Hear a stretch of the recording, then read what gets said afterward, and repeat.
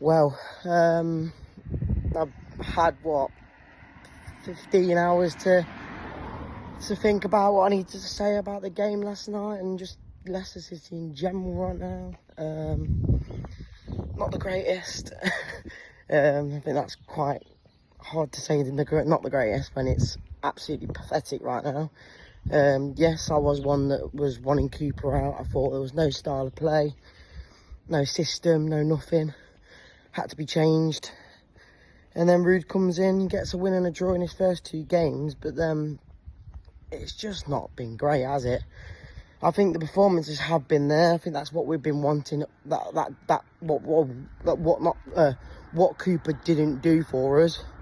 But now with 12 games to go, it really is points or nothing, and I don't think that is what Reedy's going to give us. As much as I think Reedy could have been the man for us in the long term, I don't think it's going to work out. I think we do need to change it, if I'm totally honest, as much as I thought it would have been good for the long term if we did stay in the Premier League, but with how it's been going, I don't think it's going to happen with him. So I think, yes, it's probably time for Reedy out and try and survive with the 12 games we've got left with a different manager. Same sort of time as when Rodgers went, I think, around 12 games to go, if I'm not mistaken. Might be a bit later, but we were asking for him out for a while. I feel like now we maybe gave Reedy enough time in charge. And the way we've been conceding goals, as much as I think we've been playing well, and we've just not been creating them. And I think, really, the biggest question for me is, why is Reedy playing AU and Bobby Reedy on the wings? Yes, you've got Reedy, who hasn't been setting the light on fire this year, but when you've got the creativity of him and Buonanotte, you saw him last night when Buonanotte came on, he really did try and change something, but again, wasn't enough. So there is really big questions now on, if we keep Reedy, will we stay up? And I don't think that is the answer anymore. So it's hard, because I do prefer to see a better style of play.